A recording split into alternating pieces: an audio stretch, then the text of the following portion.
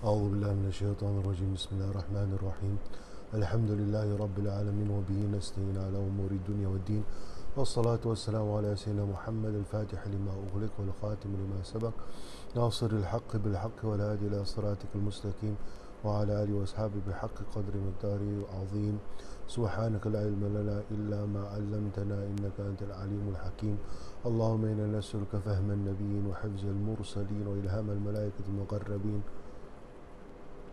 Assalamu alaikum wa rahmatullahi wa barakatuh, and welcome to our part 3 of reflections on Shabaan and the road to Ramadan. Inshallah, in this session we will be wrapping up what we have started before and cover a bit of the issues in fasting for Ramadan. So firstly, we kick off with the Istighfaar that we've done before in Rajab, the couple of points on what is remaining. So Astaghfirullah min taqsiri fi ma'aliya li Rasulillah. This is the first point. And Astaghfirullah min taqsiri, our shortcomings towards Rasulullah sallallahu alayhi wa sallam is mainly that Rasulullah sallallahu alaihi wasallam needs to be our ultimate goal in the way we live our lives, because this is the only way that Allah subhanahu wa ta'ala accepts, and Rasulullah sallallahu alaihi wasallam was complete and accepted by Allah subhanahu wa ta'ala. So whatever Rasulullah sallallahu alaihi wasallam has brought to us, commanded us, made obligatory on us through the sunnah, these are all which we accept wholly, completely, holistically, and we don't take bits and pieces. We accept the entire sunnah of Rasulullah sallallahu alaihi wasallam, and we know that whatever Rasulullah sallallahu alaihi wasallam has done, this is the best in the pleasure of Allah subhanahu wa ta'ala.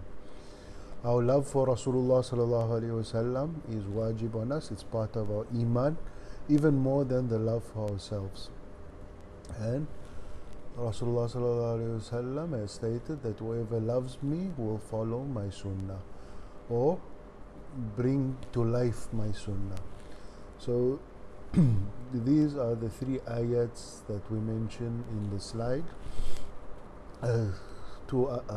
One ayat and 2 ahadith, all considered ayat of Allah subhanahu wa ta'ala. This reviving of sunnah is integral, especially in our times, to do things the way Rasulullah sallallahu alaihi wasallam done, to implement things that Rasulullah sallallahu alaihi wasallam has commanded for us. This is how we indicate our love for Rasulullah sallallahu alaihi wasallam and gain the love for Allah subhanahu wa ta'ala. Loving Rasulullah sallallahu alaihi wasallam, yes, it includes praising Rasulullah sallallahu alaihi wasallam. It includes sending salawat on Rasulullah sallallahu alaihi wasallam. It includes knowing Rasulullah sallallahu alaihi wasallam, and of course, not only knowing but implementing that knowledge of knowing. Otherwise, knowledge just becomes a figurative endeavor. Knowledge, one of the things that we make dua against, it's knowledge that we do not work upon, or we do not implement. This is one of the biggest crimes that one can do, is having knowledge and not acting upon it, especially in things that Rasulullah sallallahu alaihi wasallam has done. If it's general knowledge of things of this dunya and it doesn't affect our lives only when it's needed, then we use it. This is a different story, but in day-to-day activities especially, acting upon knowledge is one of the wajibat, it's one of the obligations of the ummah. On the screen also is a contact of Muhammad Ayaz Ahmad. This is for the Dalail al-Khairat. Dalail al-Khairat is a compilation of salawat by Imam Jazuli rahmatullahi ta'ala alayh, and These, like the Qasida Burda of Imam al-Busiri, has been accepted by Rasulullah sallallahu alaihi wasallam as one of the formulations of salawat that is accepted. There are quite a few, but these are the popular ones, and the whole ummah has agreed that these have been accepted by Rasulullah sallallahu alaihi wasallam. So for the silsila to Imam al-Jazuli, for the Dalail al-Khairat and copies of the Dalail al-Khairat, feel free to contact Ayaz, Muhammad Ayaz Bhai, to get a copy and hold of that.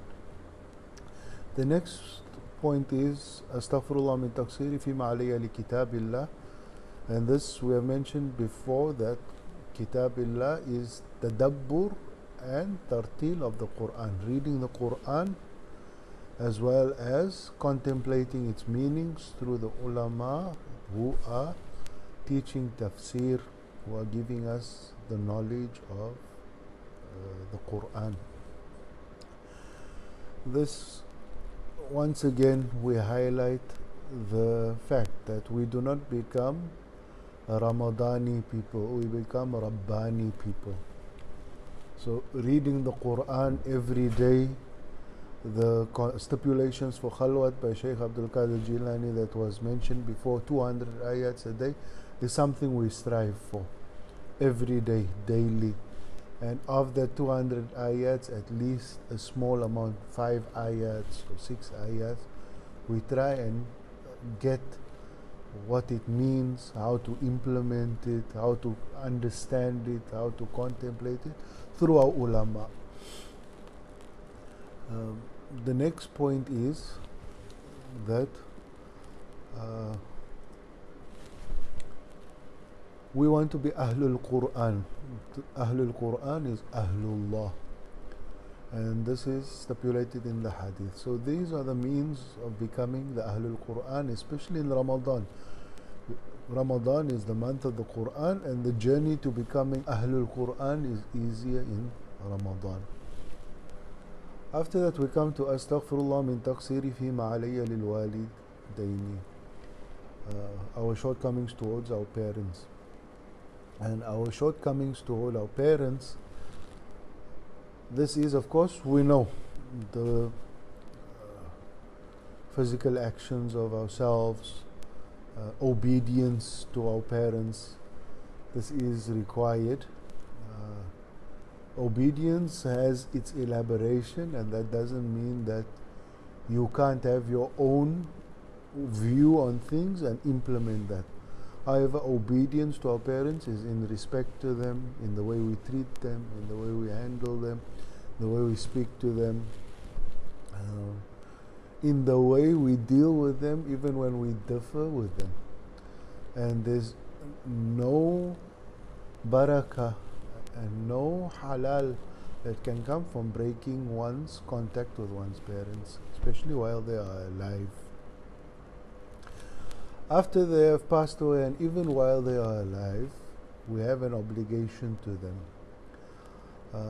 Rasulullah sallallahu alaihi wasallam's hadith says about 3 things that we leave behind, and one of them are children who are of the salihin, and they contribute towards their parents or make dua for their parents, or the good deeds that they've done that comes from the teaching of the parents, that is also given to the parents. So there's a beautiful dua called Dua Birr al-Walidain, and it's generally read in the month of Ramadan after the Khatm al-Quran. And in this dua of Birr al-Walidain, the Sheikh says, Sheikh al-Arif Billah, Sheikh Muhammad bin Ahmad bin Abi Lahib al-Hadrami al-Tarimi, he says, Ya Rabbi, give to my parents all my salih, all the a'mal salih that I do, and whatever I've done, and even give more than that from what you can bestow upon them.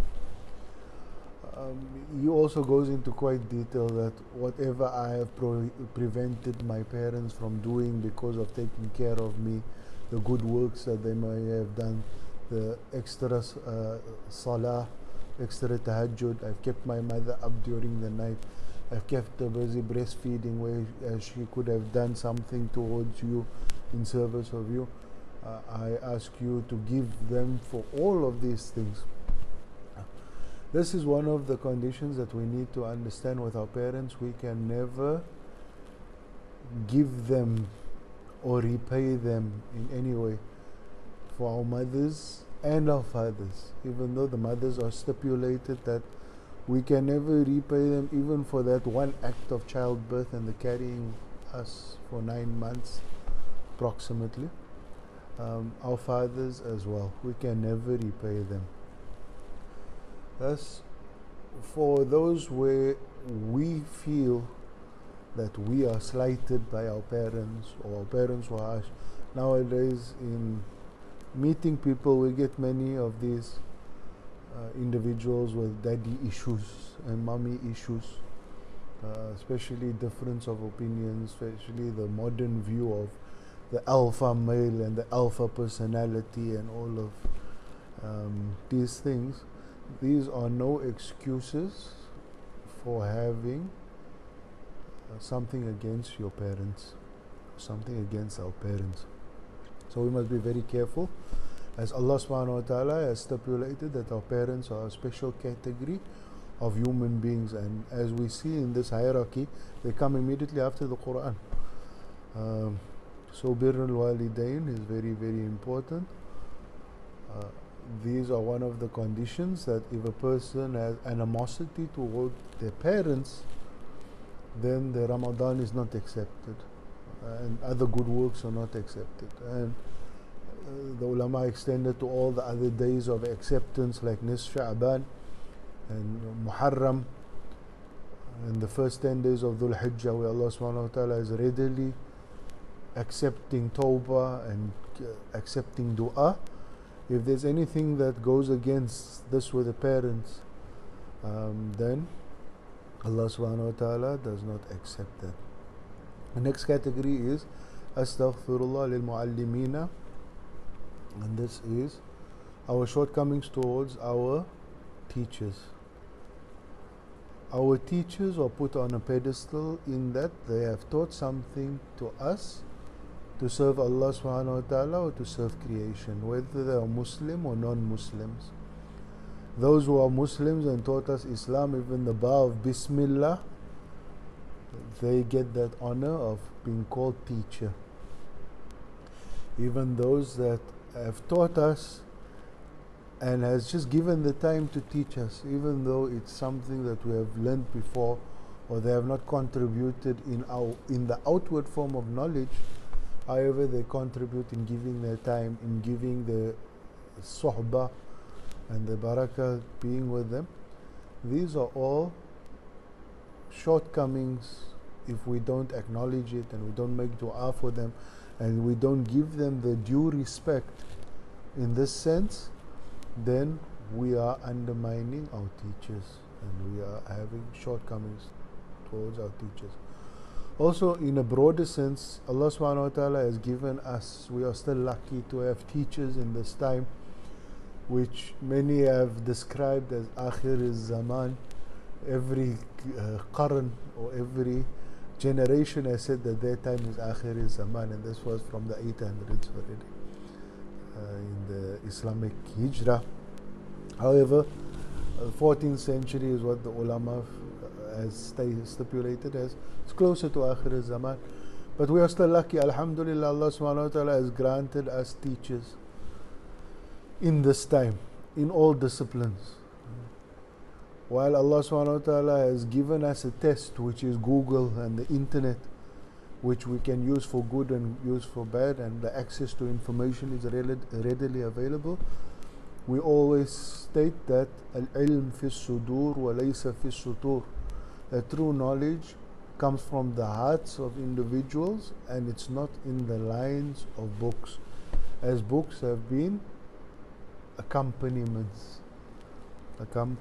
to what has been in the heart. And this is Iqra in the Quran, or the first command of Allah subhanahu wa ta'ala to Rasulullah sallallahu alayhi wa sallam, which came via wahi. Iqra is known to be to read, but this doesn't mean reading from a book only. we can apply it to this. However, it means reading from knowledge, or gaining knowledge and reading it, understanding it, contemplating it. Thus, for our time especially, now that we have all this knowledge available at our fingertips, we must be very careful, because knowledge in sentences have been written by individuals who have written either for a certain group of people, who have written at the stage of their lives, who have written at a certain maturity, who have written in a certain context, who have written in a way that not everybody understands. Allah subhanahu wa ta'ala has opened understanding of certain things for everybody, and has opened understanding for specific things for specific people, who has granted that specific discipline or domain.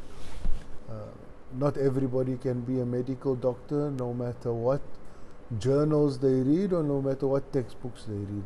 This knowledge of medicine, knowledge of engineering, knowledge of accounting, knowledge of actuarial science, knowledge of law, all needs to be taken from individuals who have a working operation of this knowledge. No matter how many books a person reads, because of the sunnah of our ilm and ta'aleem, sunnah of learning and teaching in our ummah, one cannot take this knowledge from books, even if it's Western education. Yes, we can gain information, we can increase our information, we can increase our horizons and increase the topics and see some of the issues that are dealing with the topics, but the actual understanding of these topics, illa masha'Allah, where Allah subhanahu wa ta'ala has given certain people knowledge from His secret.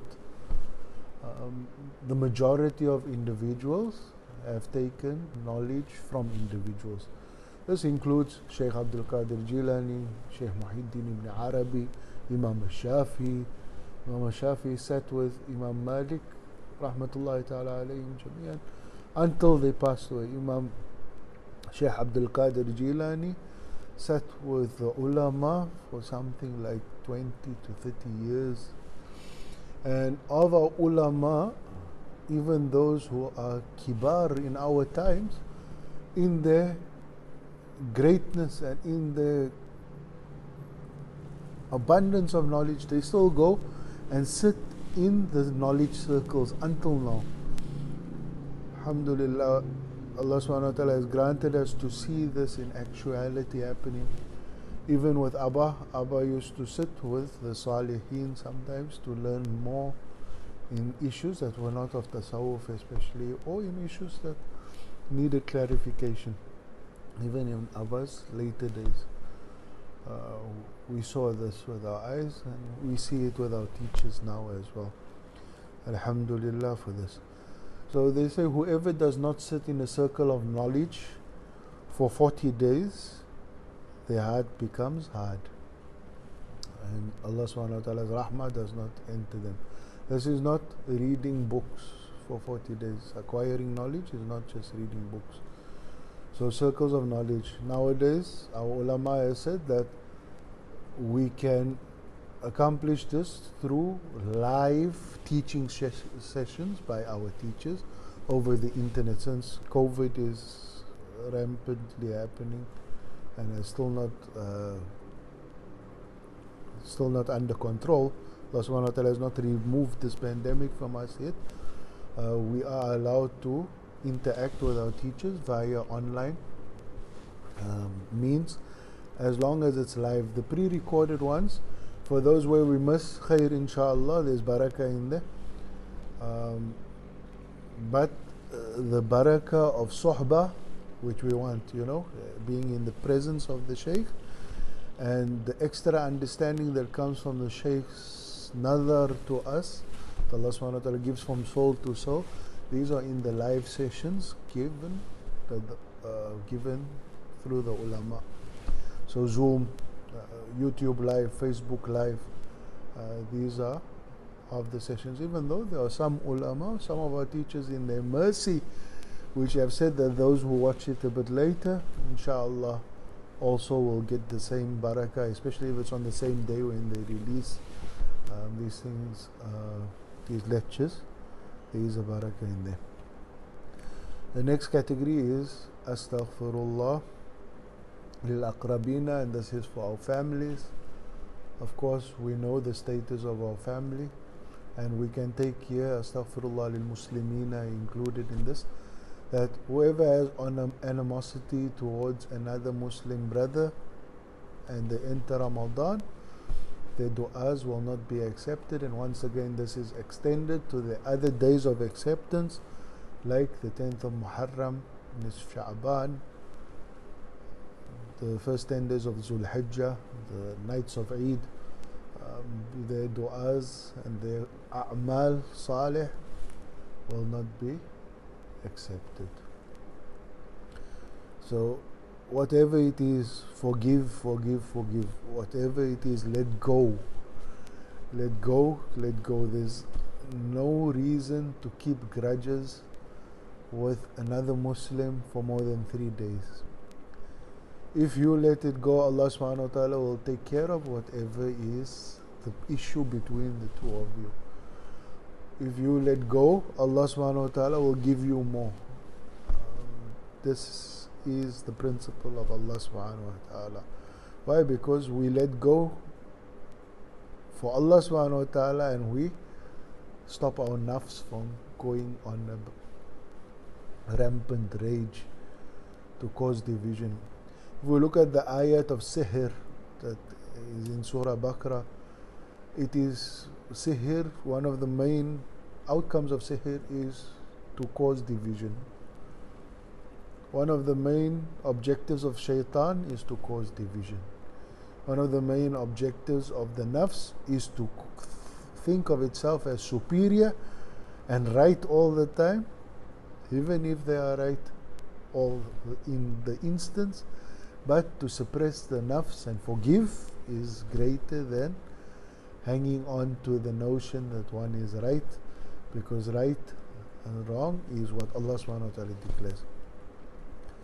And Allah subhanahu wa ta'ala's involvement in this is greater than any human involvement. So towards our aqrabin, our families, we need to fulfill their needs, we need to fulfill their rights, and the rights towards the Muslimin. Then of course the last category is li khalqi ajma'in, and this we've covered before, that we need to have a special place for all creation. We need to be ambassadors of Rasulullah sallallahu alaihi wasallam toward all creation. We need to show all creation the beauty of Rasulullah sallallahu alaihi wasallam. But one will see, if we do not implement the lines before from Allah subhanahu wa ta'ala, Antal Khalqi Ajmain, then we cannot be this ambassador towards all creation. Inshallah, we will now progress to fasting. So, fasting, 2 ayats in the Quran, Surah Baqarah, أَيُّهَا الَّذِينَ آمَنُوا كُتِبَ عَلَيْكُمُ الصِّيَامُ. Kutiba alaykum al-siyam is considered sigha al-amr, or the form of commandment from Allah subhanahu wa ta'ala, and this indicates obligation or fard.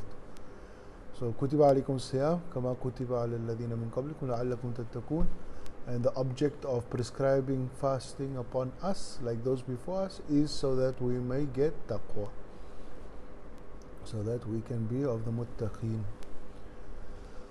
This is increasing taqwa, starting off to implement taqwa, to get the reality of taqwa. These are all categories of taqwa that is attained through fasting.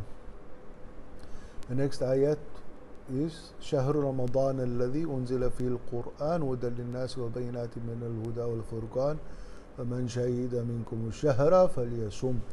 Allah subhanahu wa ta'ala now in that ayat stipulates that Ramadan is this month where Sighatul Amr again, فَلْيَصُمْ, we need to have this obligatory fast.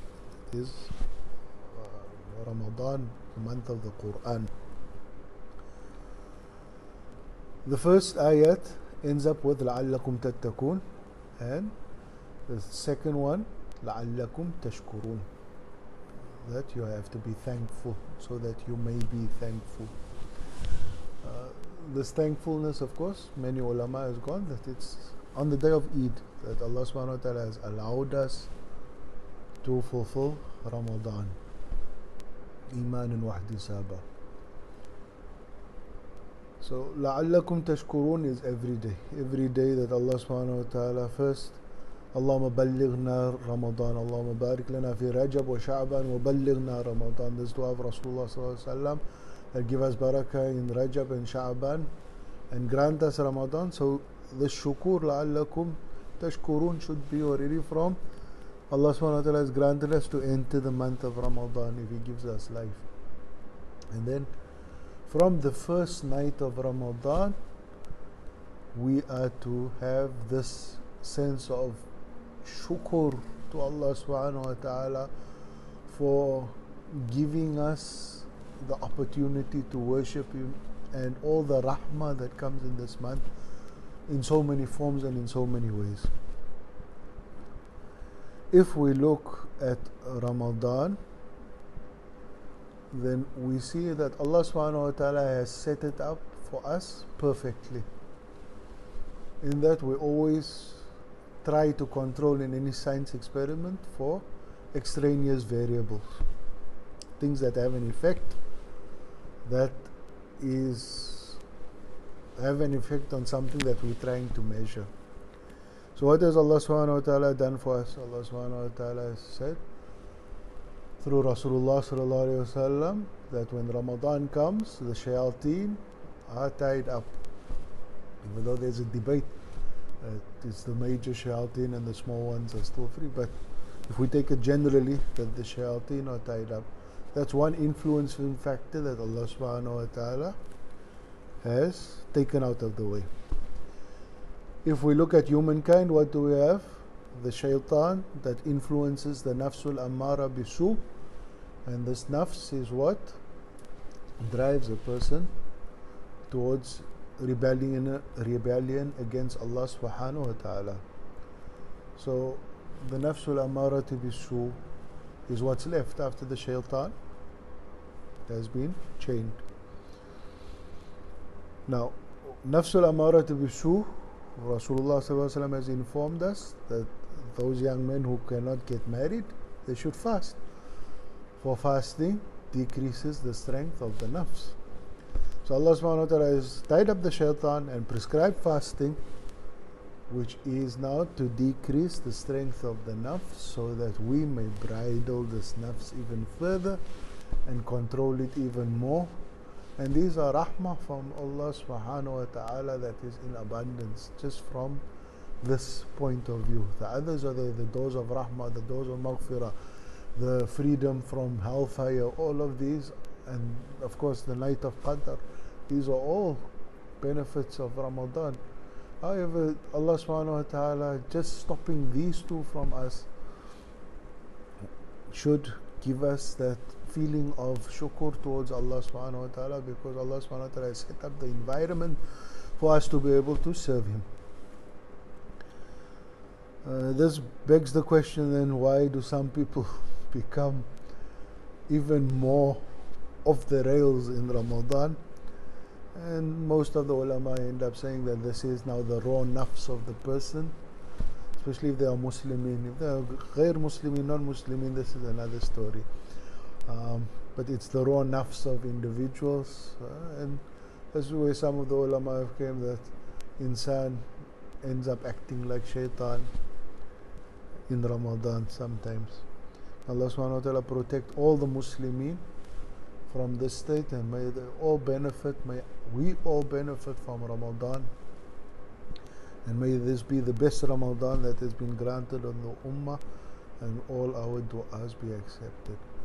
So this is Sharia fasting prescribed by the Quran. By the Sunnah, it's the hadith of Ibn Umar, Abdullah ibn Umar, Sayyidina Abdullah ibn Umar radiallahu anhu, where Rasulullah sallallahu alaihi wasallam has said Islam is based on 5 pillars. So this is from the hadith of Rasulullah sallallahu alaihi wasallam, and then ijma', the agreement of the Ummah that fasting is wajib due to fasting was made wajib in the second Hijri in Shabaan as well. It's beautiful month of Shabaan and what is left of it. And Rasulullah sallallahu alaihi wasallam fasted 9 years with the Ummah, and one of these 9 years was 30 days for Ramadan, the rest were 29 days.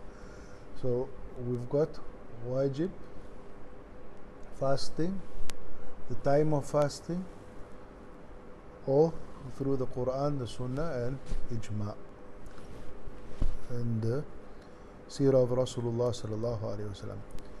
So Shaykh Abdul Qadir Jilani has stipulated this as Sharia fasting. Why? Because it is from Islam, the pillar of Islam, and we abstain from food, water, sex, anything that can cause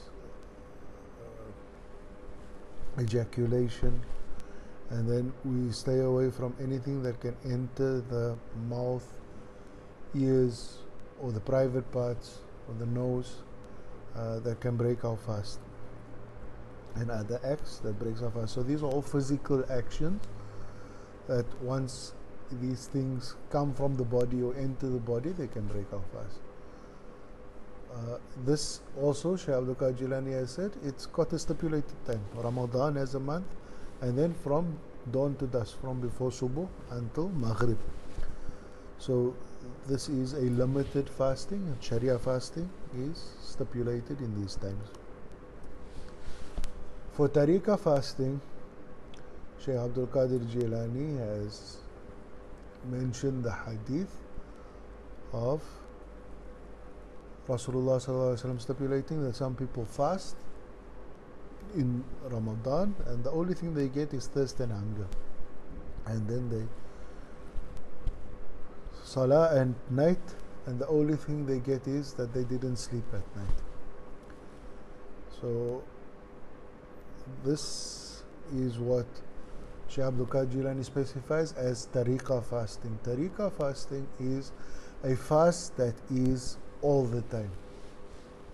It doesn't get broken. It is every day, every night, every month. And these are all the prohibitions that Allah subhanahu wa ta'ala has put internally on an individual, and it has been mentioned a few times. This includes tagabbur, envy, hasad, and then hubbur ri'asa, wanting to dominate other individuals or wanting to be a dominant person. Think one can enforce one's will on another human being, where Allah subhanahu wa ta'ala said, وَلَقَدْ كَرَّمْنَا بَنِي آدَمَ. This is also a sort of disease of the heart. Then lying, ghiba, namima, making stories about people, talking bad about people, iftirat, all of these diseases of the heart. So Shaykh Abdul Qadir Jilani says that without tariqah fasting, Sharia fasting gets this hadith of Rasulullah sallallahu alaihi wasallam, which said that the only thing that has happened is hunger and thirst, and then also a sleepless night. We've got also in this speech that we need to control our speech. Rasulullah sallallahu alaihi wasallam has stated that whoever swears is not of us. So using vulgar language, especially in the context of vulgarity, meaning harm to another person, they are not of us. So speech of the tongue, we mentioned the tongue before as well. So these are all conditions that we need to keep in mind or bear in mind while fasting. The third one is Haqiqah fasting. Now, Haqiqah fasting and Tariqah fasting overlap in the hadith of لِلصَّائِمِ فَرْحَةً. لِلصَّائِمِ فَرْحَةً, that there are two joys for the person who is fasting. One when they iftar, and one when they see the ru'ya. That is the one version of the hadith. The other version is that when they meet their Creator. So لِلصَّائِمِ فَرْحَةً. This is the joy of breaking the fast. For Sharia is when you break the fast at night, at Maghrib. And for Tariqah it is when you have broken the fast. And this, they say, is when one has passed away or when one has entered Jannah. And the second joy is ru'ya. Ru'ya, if we take this hadith, then it's the ru'ya of the moon for Shawwal. And if we take the words, the qualifying words of the other hadith, then ru'ya means the sight of Allah subhanahu wa ta'ala. According to our Ahlul Sunnah wal Jama'ah, our Aqidah, we will see Allah subhanahu wa ta'ala as He is that in Yawm al-Qiyamah or in Jannah, whichever state they have come upon. In Jannah we will see Allah subhanahu wa ta'ala. Other schools of Aqidah, which are not of the Ahlul Sunnah wal Jama'ah, have debated this, whether we will be able to see Allah subhanahu wa ta'ala or not. Now, Haqiqa fasting, this entails Tahqiq al-Ubudiyya. And Tahqiq al-Ubudiyya is fasting from everything that has nothing to do with Allah subhanahu wa ta'ala. Everything that has an attributation other than Allah subhanahu wa ta'ala. This is a niyyah where we have done something not for the sake of Allah subhanahu wa ta'ala, or not following a command of Allah subhanahu wa ta'ala, or getting ourselves fasted from everything that does not concern Allah subhanahu wa ta'ala. This is Haqiqa fasting, and this is in the same hadith, as-sawmu li wa ana ajzi bi, that fasting is for me and I will reward it as I see fit. This is where this part of this hadith comes into play, that when you fast for everything or of everything other than Allah subhanahu wa ta'ala, you have made a conscious choice. We all make this conscious choice that we are only going to be busy with Allah subhanahu wa ta'ala. And this doesn't mean sitting for dhikr the whole night. One going to work and doing it because Allah subhanahu wa ta'ala has put this as His sunnah, that we need to go look for our rizq. And there's a great ibadah in going and looking for work or doing work or serving the community or serving humanity or serving creation and getting our halal rizq from there. This is also doing something for the sake of Allah subhanahu wa ta'ala, and this is also serving Allah subhanahu wa ta'ala. Sleeping so that we have the strength to live in this dunya and to contribute towards Allah subhanahu wa ta'ala, to serve Allah subhanahu wa ta'ala. These are all forms of ibadah. However, our intention, if it's for self propagation or making ourselves, as mentioned before, the Fir'aun, thinking that we are the master of our own destiny, then Allah subhanahu wa ta'ala has said that you have done this for yourself. We got a hadith where the Prophet ﷺ speaks about the reckoning of the ulama, and Allah subhanahu wa ta'ala asked them, did you do this for me? And then Allah subhanahu wa ta'ala says, no, you done this to get popularity or to be told that you are a knowledgeable person. And Allah subhanahu wa ta'ala protect us all. Ya Rabbi anta maqsoodi wa yudaka matlubi. Oh Allah subhanahu wa ta'ala, you are my intention, you are my motivation, and your pleasure is what we want from you. So Haqiqa fasting is what we need to be striving for. All three fasts.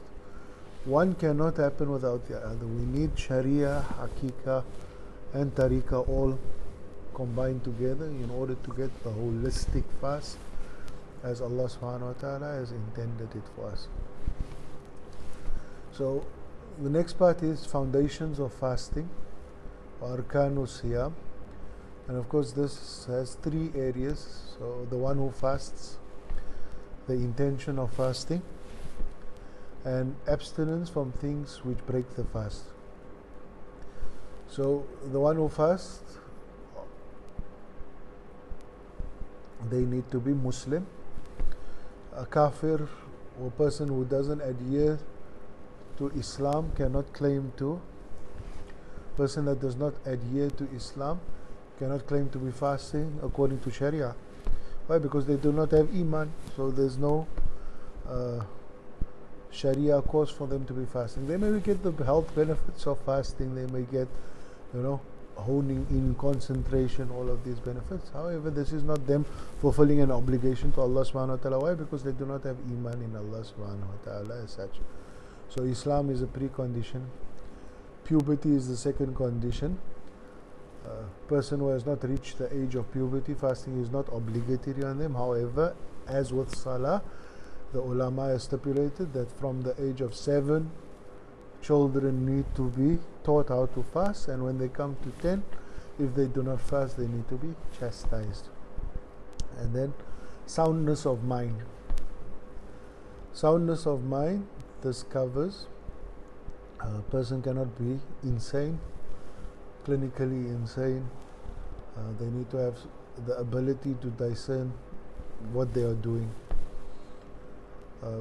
They can also not be unconscious. For the person who is unconscious, if they are unconscious in a coma, then fasting is not obligatory on them. Those who say they need to pay it up later on, and those who say that if the coma was for a long time, they do not need to pay it back because fasting was not obligatory on them. So too, if a person has lost his sanity for years and then come back to sanity, there's also debate whether they need to pay this back. Certain of the ulama has gone to, if they have the ability, pay it back. If not, khair inshallah, it was not obligatory on them when they were not of sound mind. Unconsciousness, if a person has fasted for the day and lose consciousness for a short time, they can continue fasting for the rest of the day. It is valid. If, however, from the beginning of the day to the end of the day they do not have consciousness, then they can pay it back if it's just one day. Intoxication. This, if a person is intoxicated due to deliberately being intoxicated, there is paying back of that intoxication. For that intoxication, that means they are not sound mind and the fast is not valid. For non-deliberate intoxication, there's debate whether the fast is valid or not, but the ulama have gone to rather pay the day back, continue the day, fasted, finished, but pay the day back also outside Ramadan. For those who go on deliberate intoxication, one of the categories of people whose Ramadan is not accepted are those who are on intoxicants deliberately. Those who are into alcohol and wine and doing ma'asiyah towards Allah subhanahu wa ta'ala. Yes, it's wrong already. So drugs and alcohol, even marijuana, if it intoxicates a person, these all invalidate the acceptance of actions during Ramadan, especially if one has not made tawbah and nasuh, meaning that one has actively made tawbah for these things and one has the niyyah not to ever go back to them. Then the action of Ramadan is not accepted. But this doesn't mean for those sisters and brothers of ours who are trying to come back, fast anyways, even if you are not sure of your tawbah, even if you are not sure, fast. Allah subhanahu wa ta'ala's mercy is there. You never know, this act of Ramadan can be the turning point in one's life, that you don't need these things anymore to cope with whatever in life you are trying to cope, or to get over the kick and the highness that it gives. Allah subhanahu wa ta'ala give us all and all our brothers and sisters that they may be lucid to Him and to the reality of Him, Rabbul Izzah Jalla Jalaluhu. The ability to fast. So haid and nifas, for those ladies who have haid and nifas, menses and postnatal bleeding, fasting is not obligatory on them. They do pay it back on another day after Ramadan is completed. And the greater reward for them is not fasting, when Allah subhanahu wa ta'ala has told them not to fast, because this is the time when Allah subhanahu wa ta'ala has stipulated for them, and this is the obedience to Allah subhanahu wa ta'ala. So for these individuals, of course, we've got for Haid in our Shafi'i madhab 15 days. If anything goes beyond 15 days, then we consider it istihada or sickness. In the Hanafi madhab, they got it at 10 days. So any bleeding that happens beyond 10 days, they should just bath and fast for those times. Fibrosis, endometriosis, and these type of things are all considered sickness. So if bleeding is due to that on top of the haid and it goes beyond the time of haid, this is all sickness. So fasting is permissible for those ladies, as well as performing salah is permissible. For those who are coming towards the end of the menstrual cycle, towards menopause, what we do is, minimum is a day and night according to our Shafi'i madhab. So if there is evidence of bleeding and it just stops suddenly and it's menses bleeding, it's the time for the menstrual cycle, then we take it as one day and night. The other madhab has made it less. They say, well, the bleeding is there. When the bleeding stops, then one can take a bath and fast for the next day. For those that get sporadic bleeding in this time, then you start counting the days. So if there's one day on, one day off, we count for Ramadan. Some have 3 consecutive days, so we'll count that 3 days, and then it stops a bit, and then there's another 3 consecutive days.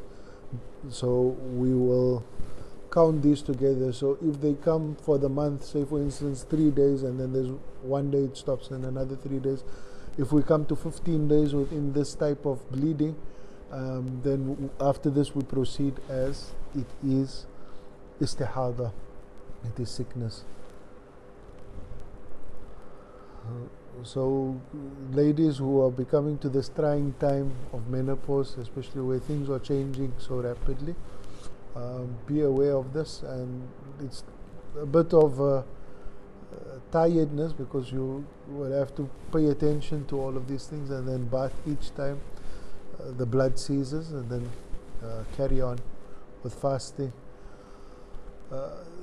Menses, if it comes, for young people especially, if it comes during the day of Ramadan, even if one has fasted until Asr or later than Asr and it's before Iftar, that day is not considered a day of fasting. You may continue to fast until Iftar and break one's fast, but we need to pay that day back. So this is the first category of the ability to fast. The second one is for pregnant mothers.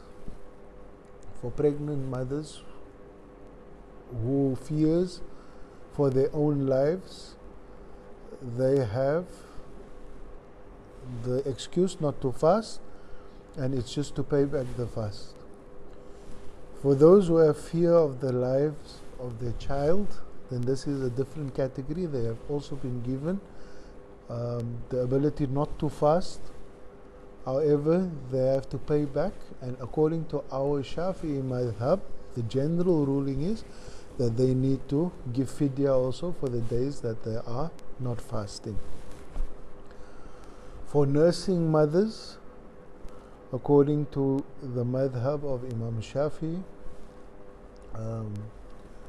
they are in fear of the milk drying up. They also have the ability not to fast in order to sustain the child. However, they need to pay these days back, as well as give compensation, fidya, for those days that they have not fasted. Our contemporary ulama has taken more towards the Hanafi view in this situation. Why? Because the Hanafi mazhab does not differentiate between the life of the child and the life of the mother.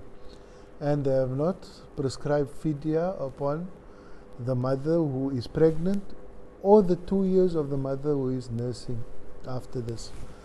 Why? Because they say that the life of the child, the only way that this life of the child will be sustained is through the mother's life or through the mother's nourishment, especially in our days where the quality of what we are eating, the environment that we are living is not as extraordinary as it used to be before. So innate weakness is there in our human species, especially in this time. So the Hanafi madhab has made it permissible for the mother that is carrying not to fast, and with the intention, of course, of paying it back later on.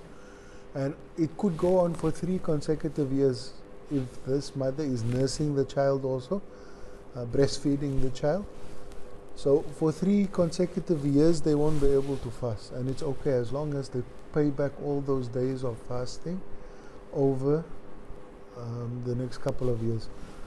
However, if there is weakness and sickness that carries on after this, then of course it's better to pay the fidya and get to it as one can over the next couple of years.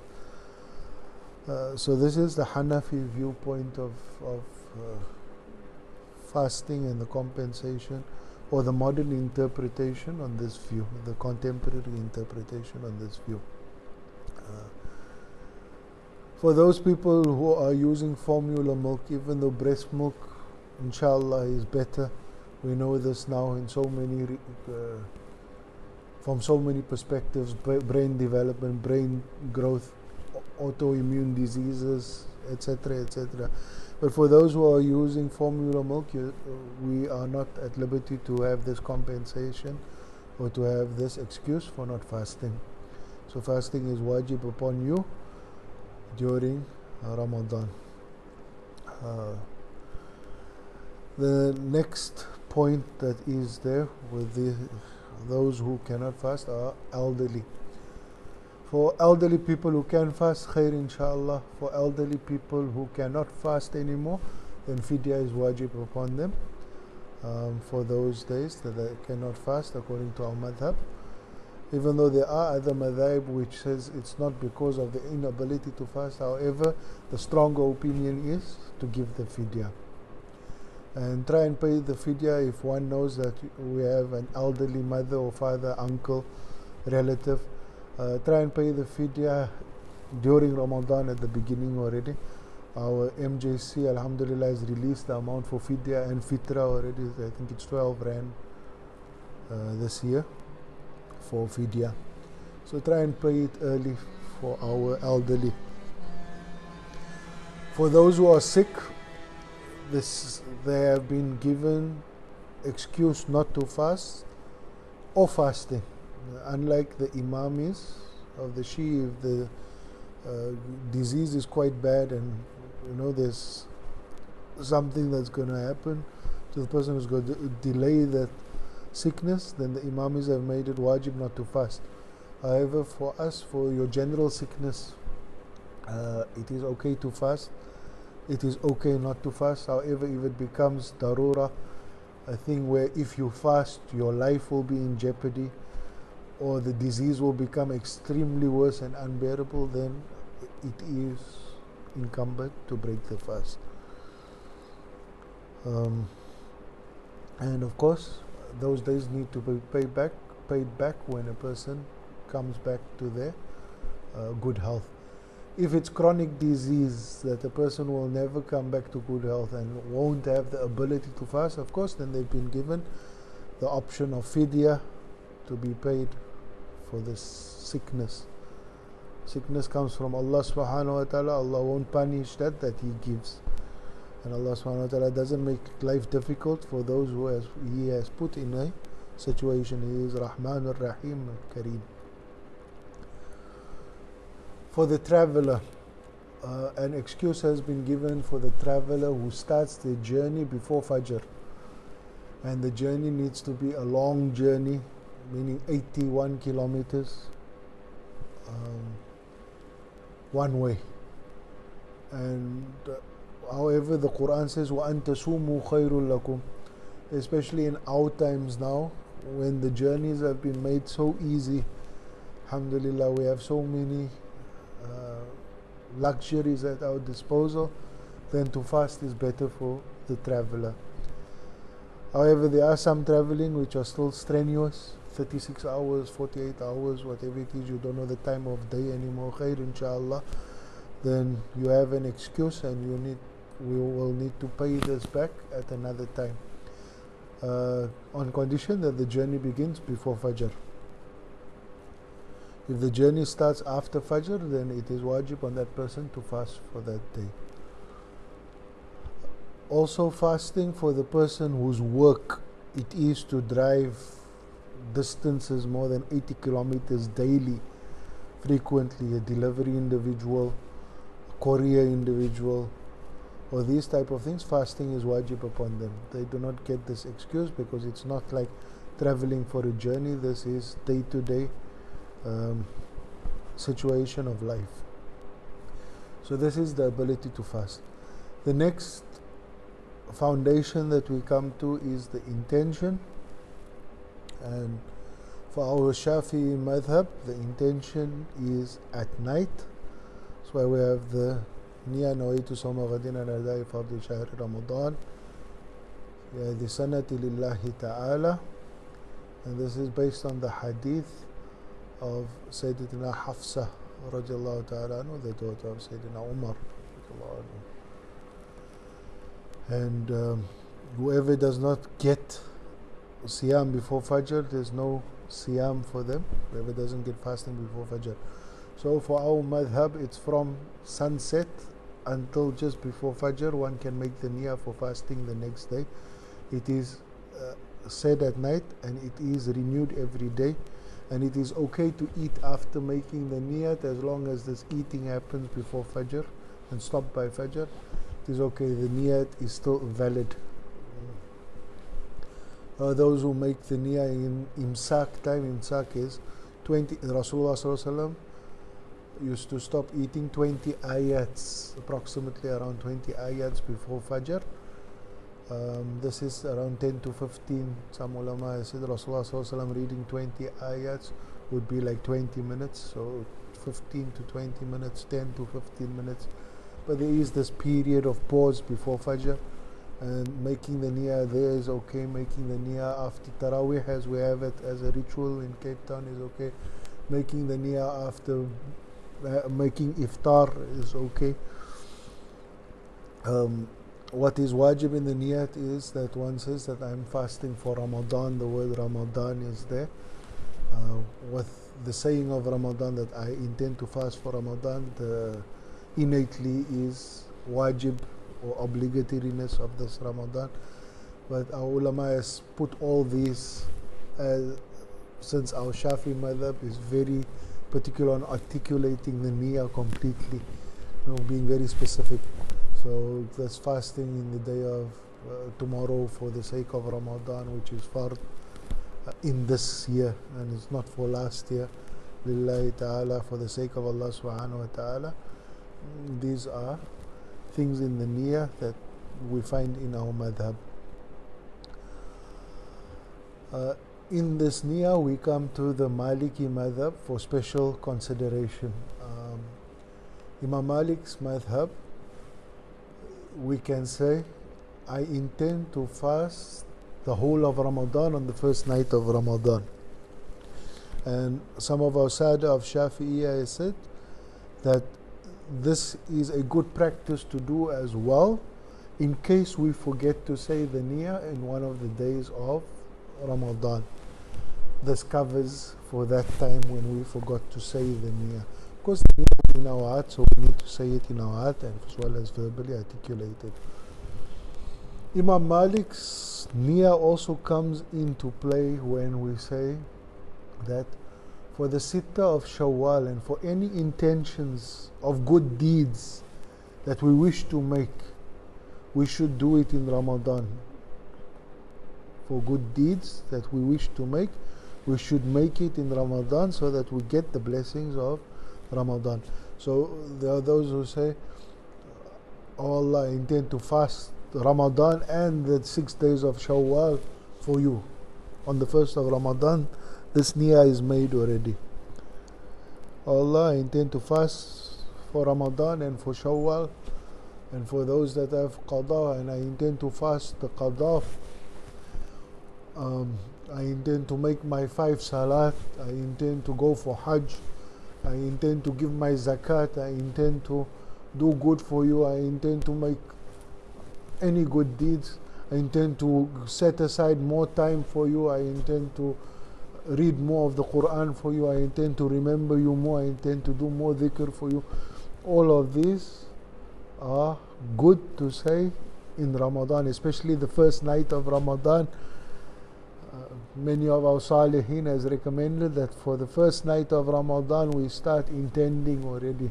So we get Allah subhanahu wa ta'ala to look at us with His Ainul Rahmah, and to look at us from the first night of Ramadan already. So this is the Maliki niyyah of saying, I wish to fast Ramadan, and based on this type of niyyah we can say we wish to fast Ramadan and the 6 days of Shawwal from the first of Ramadan. There's no harm in saying every day, I wish to fast tomorrow for the sake of Ramadan, and after Ramadan for the sake of Shawwal, the 6 days of Shawwal for you, Ya Rabbal Izzah. So remember this is the sir of Ramadan. Another sir of Ramadan is when reading the Quran. One of the Salihin has made known to us that even if you have memorized the Quran, read and point to every harf of the Quran while reading. This has its own secret in it, its own sir, and there is tremendous benefits in the relationship with the Quran in this Ramadan. So make the intention of reading the Quran through each of its huruf, through each of the harf that Allah subhanahu wa ta'ala has manifested this Quran in Ramadan, inshallah. Okay. So abstinence from things which break the fast. This we know already, eating and drinking. Whoever deliberately breaks their fasts, then they need to compensate a day. Whoever deliberately breaks their fast for no valid reason, even making up this day is not like having that day in Ramadan. It's wajib to make up the day, but the value of that day is not the same as in Ramadan. For those who have an excuse, Allah subhanahu wa ta'ala makes that day that they pay back the same like it is in Ramadan. For whatever reason, the excuse is valid, the reason is valid, Allah subhanahu wa ta'ala makes those days that are made up the same as that for Ramadan. Intercourse, whoever has deliberate intercourse, then there is paying of the kafara, which is freeing a slave, fasting 2 consecutive months, or feeding 60 poor people. And of course, in addition to that, that day needs to be made up. If one has intercourse twice in the same day, one kafara is enough, one of this is enough. If you have it 2 different days or 3 different days, may Allah subhanahu wa ta'ala protect us from this, then a kafara for each day is necessary. So feeding 60 people for each day, fasting 2 consecutive months for each day, and or setting a slave free for each day. We don't have slavery in our time, so most likely we'll end up with the second 2 options. Some has or and or, some of the imma, and some of the imma goes to and. This and means that both needs to be done. 60 days of fasting as well as feeding 60 people. Khair, inshallah. May Allah subhanahu wa ta'ala protect us from this. Vomiting without intention. If you vomit there's no problem with that, except for the Hanafis, which say that if it is more than a mouthful or 2/3 of a mouthful or a whole lot of vomit, then your fast is broken. Others say if it's involuntary, it's okay. Whatever comes out, it's okay as long as you don't swallow it back. Intentional vomiting breaks the fast. Ejaculation, any form of ejaculation which is intentionally brought about. So this is looking at things which stimulates a person, and things like that, physically stimulating oneself. All this type of ejaculation breaks the fast, and some have said that the kafara is due on this, but our madhab has said no, it is just paying back the day of this fast. However, wet dreams do not fall under this category because that is unintentional. It happens while a person is unconscious. Also, if a person that is very sensitive and the eye falls on something by mistake and they ejaculate, this is also considered out of one's control. So this does not invalidate the fast. Of course, you need to take ghusl for this, but you can carry on fasting. Being in a state of janaba before the time of Fajr or in the time of Fajr, as long as one has completed, you can still intend to fast as long as you take the ghusl to perform the ghusl in order to perform Fajr. Even though the time of Fajr has come and one is still in a state of janaba, as long as you're not still busy with that act of intercourse, then it's also okay. The last point, that things that break the fast, is excessively things which enter the mouth, the nose, the ears, or the private parts, suppositories and the like. These all break the fast. So rinsing one's mouth for wudu is gentle rinsing. If you take an excess amount and it goes down your throat, of course it breaks. Or the same with cleaning the nose. In the ears as well, putting medicine in the ears that is there for a long time. If just washing the external ear is fine, but going inside, then it has the ability to break the fast. Moving into a dust cloud or things like that does not break the fast.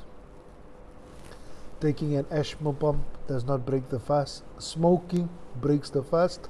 If you are the smoker, if it's second-hand smoke, it does not break the fast if you tend to walk through a place where people have smoked. But don't deliberately go and try and inhale second-hand smoke. Intravenous injections, according to our Shafi madhab, it has been said to be okay. So if the vaccine comes in Ramadan, it is okay to take the vaccine. However, intravenous drip, there is debate upon this, and this falls under sickness. If you are dehydrated to that extent that you need a drip intravenously for nourishment, then this breaks the fast, and it falls under sickness, so one needs to compensate that. One needs to compensate that fast. So the vaccine is okay. Any other injection is okay if it's a necessity. Does not invalidate the fast. So may Allah subhanahu wa ta'ala give us tawfiq to get the full benefit of Ramadan. We ask afu for anything that we have said wrong. All that is correct comes from Allah subhanahu wa ta'ala, and all that is wrong comes from our own incompetence. Allah subhanahu wa ta'ala give us the sir and asrar for Ramadan, to make our niyyah and to get Allah's ridha on the first night of Ramadan, and that Allah subhanahu wa ta'ala may keep our motivation from Ramadan into Eid, right into the 6 days of Shawwal, and to keep whatever we implement in this Ramadan, where Allah subhanahu wa ta'ala has made it easier for us to carry it out for the rest of the year. for the rest of our time, and make that our end of our a'mal be the best of our a'mal on the day that we meet Allah subhanahu wa ta'ala. أستغفرك وأتوب إليك يا ربي سبحانك لا إله إلا أنت سبحانك لا إله إلا أنت سبحانك إنا كنا من الظالمين. وصلى الله على سيدنا محمد النبي الأمي وآله وصحبه وسلم. الفاتحة إلى حضرة النبي بسر أسرار الفاتحة.